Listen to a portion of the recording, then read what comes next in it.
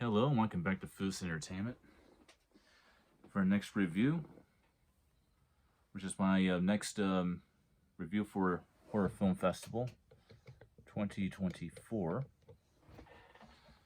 And I gotta tell you, this is the first surprising movie to me out of this event because this is where opinions are very subjective. Very, very, very subjective to individuals. In fact, I will go ahead and give you guys a little bit of thing here. Did we need to see the origin of evil when it comes to the character of Leatherface in the Texas Chainsaw Massacre films? Well, if you asked me before I watched this particular film, I would have said no, we don't. But after watching it, I highly recommend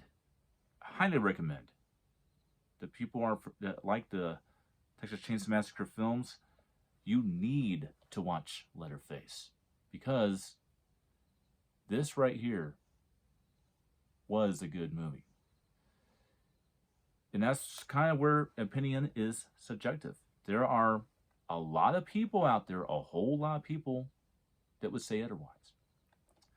I don't know why. I really do not.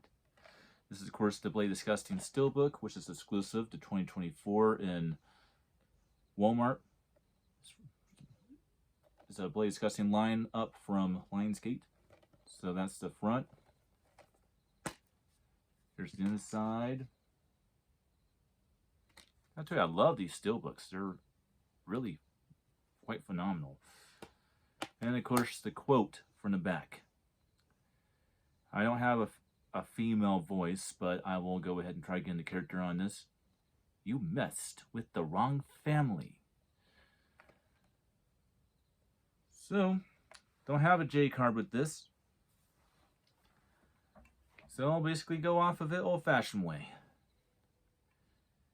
It takes place, at least the first few minutes of the film, take place in 1950s.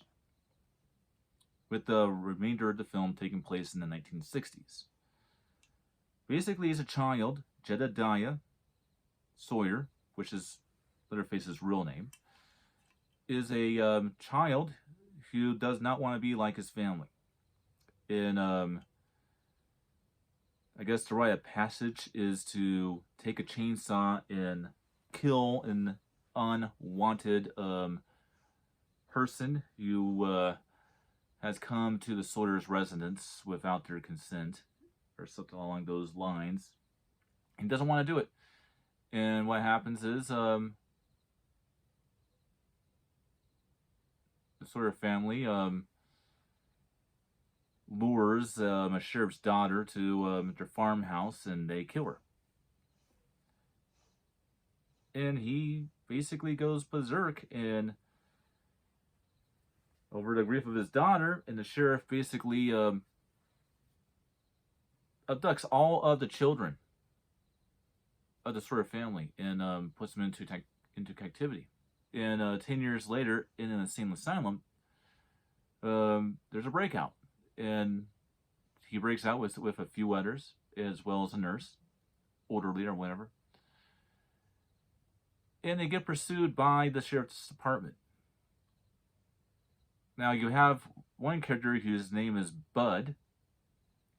And now, yeah, that's the one interesting thing. Throughout the movie, the characters don't have their original names.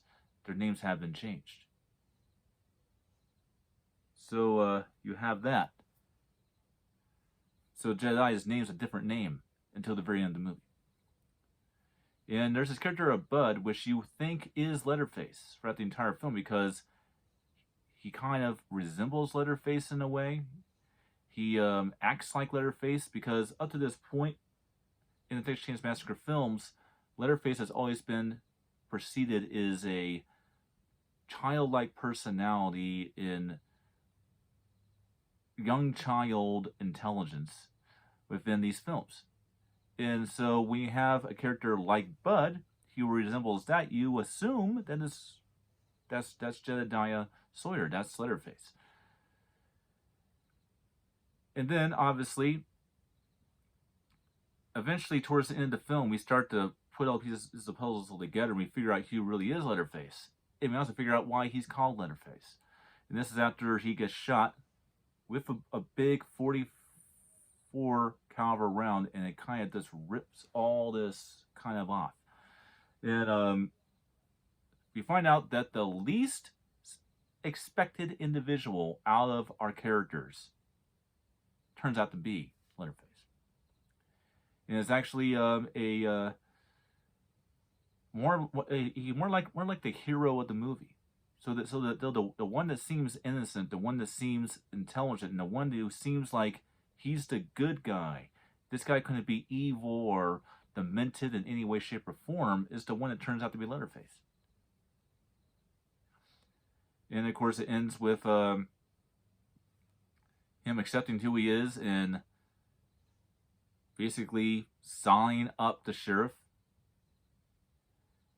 And then eventually sawing off the head of the orderly, the nurse who has been trying to tell him that he's a good person. But then she says, "Your mom's a bad mother." And that drives him nuts, and he saws her head clean off. And as for why he's called Leatherface, it's because his mom literally sewed all of this back together. He can talk and all that. He just doesn't choose to in all these other movies, apparently. He doesn't really choose to do it after his face gets all screwed up. But it gets all sewed together. All right? And yeah, after it healed a little bit, it looks like literally like it's all sewed together here, like it's a letter face. And so his real face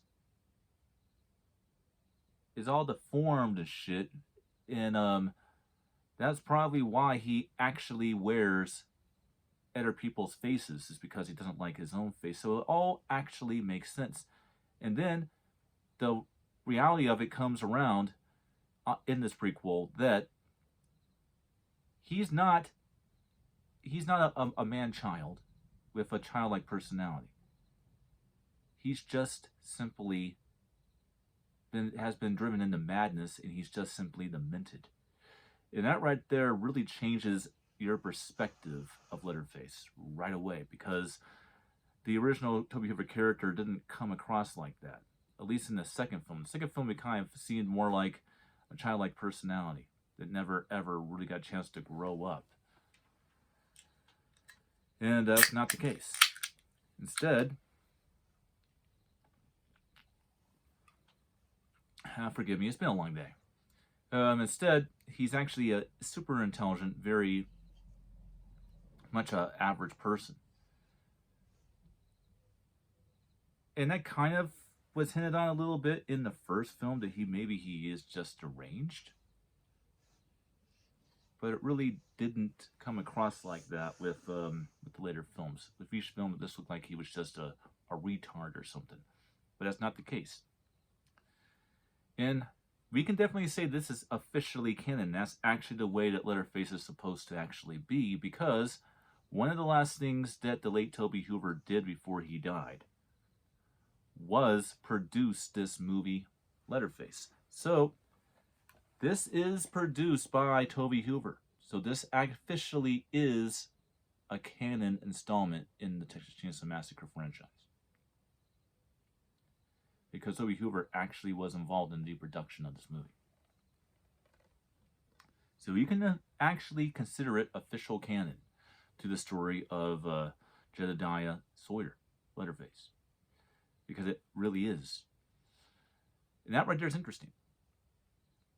And so what this tells us, the audience, is that Tobe Hooper never intended for the audience to believe that Jedediah Sawyer was a underdeveloped man with a childlike personality and an underdeveloped mind.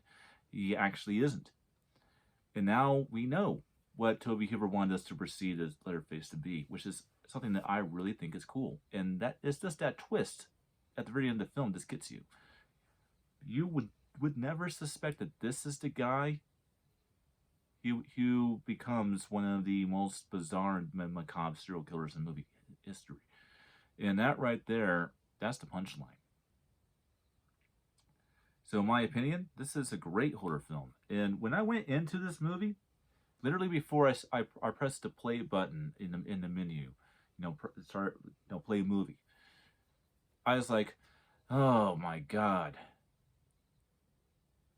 this is gonna be this. I hope this is not that long a film because I've heard nothing but bad things about this. This is probably going to be a rant. As you can see, just because so many people say one thing doesn't necessarily mean that it's true. This is a great horror film. I might say it's one of the better Texas Chainsaw Massacre films. There's so many Texas Chainsaw Massacre films that are terrible. One of them is even unwatchable. And of course, that's 1994 Texas Chainsaw Massacre: The Next Generation. Unless you want to see Matthew McConaughey act like the craziest, campiest,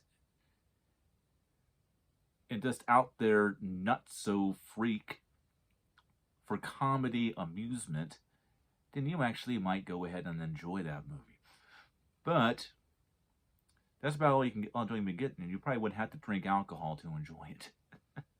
But that's not the case with 2017's Leatherface. It's quite the opposite. This film that has no dull moments in it at all. This is a fast-paced horror film. Even when it gives you a breather, you're still intrigued. It doesn't give you much of a breather at all. This is a gore fest happy hour for you.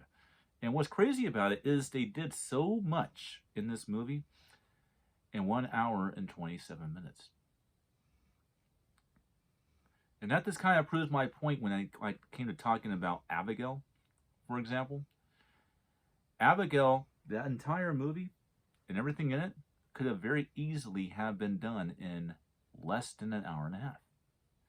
And there's much more story in this movie, much more execution in this movie, much more exploration in this movie.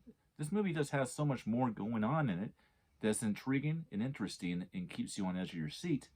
And it did it in 1 hour and 27 minutes. And that includes the ending credits. And so it really actually did it in 1 hour and 24 minutes. And it's engaging. You can't help but just keep watching the movie. It's that good. So that's what I feel about 2017's Leatherface. Now, what my experiment is today, because I said I was going to do something new with the formula, is I'm leaving a segment out. And that is talking about the audio and video quality of the physical disc. I don't think this is going to work, but I'm going to give this experiment a one-day trial. And we'll see how the audience reacts when I don't talk about the audio and video quality of the disc. That's what I'm changing today. So that's what I got to say about 2017's Leatherface. I hope you enjoyed this review. In terms of stars, I give this a good solid 3 stars. Fu says, check it out, and I'll see you next time.